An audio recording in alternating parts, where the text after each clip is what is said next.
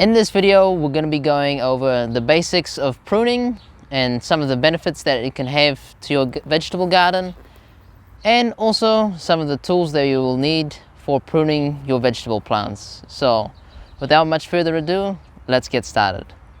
When you prune your plants, it benefits them by giving them more airflow and space, which prevents a lot of diseases like mildew and mold, which usually we've seen when a lot of plants are very crowded and the leaves are touching each other and then the moisture comes.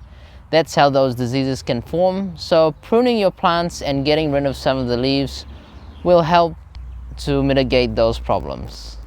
Another benefit of pruning is to divert its energy from, instead of growing the leaves, from producing more fruit like in tomatoes or cucumbers.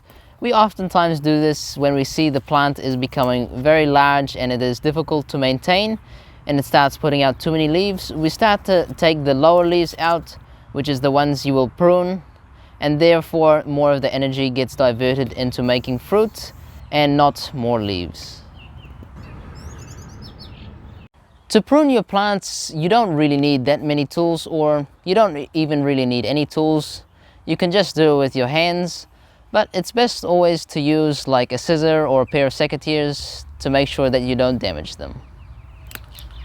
You can use a pair of scissors for like smaller plants, like if you're cutting these onions or pruning lettuce or anything else, for example, that's small. But if you're cutting or pruning like a little bit bigger vegetables like tomatoes or pumpkin vines or anything like that that's a little bit woodier, then try to use a pair of secateurs so that you don't damage the scissors, and it will be a lot easier to cut through them as well.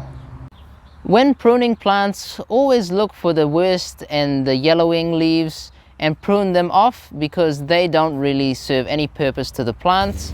But the green leaves, they still serve a purpose to the plant because they take energy from the sun and use it.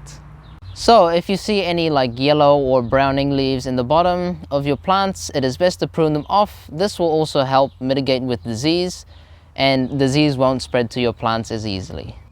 For tomato plants, if you want to prune them, make sure to prune all of the side shoots off, like those small individual suckers, which they also call them.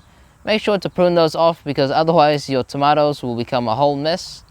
But if you're pruning these suckers, make sure that they are an indeterminate variety and not a determinate variety, because we did that once in the past with a determinate variety, and yeah, we didn't really end up with much tomatoes. We were wondering because we forgot to check which variety it was, and we ended up with a very little amount of tomatoes. So as you can see, I'm just going to cut off some of the side shoots of this tomato plant, and I'm just going to do it also for the rest of the plants. So as you can see here, I'm just pruning off the flowers of these plants. We do this with plants like tomatoes and cucumbers when the plants are still young and small. This helps encourage the plants to grow a little bit bigger before producing fruit. With most plants, it is best to cut them or prune them at a 45-degree angle, because this will allow the water to run off and not to sit there or stay there for it to rain.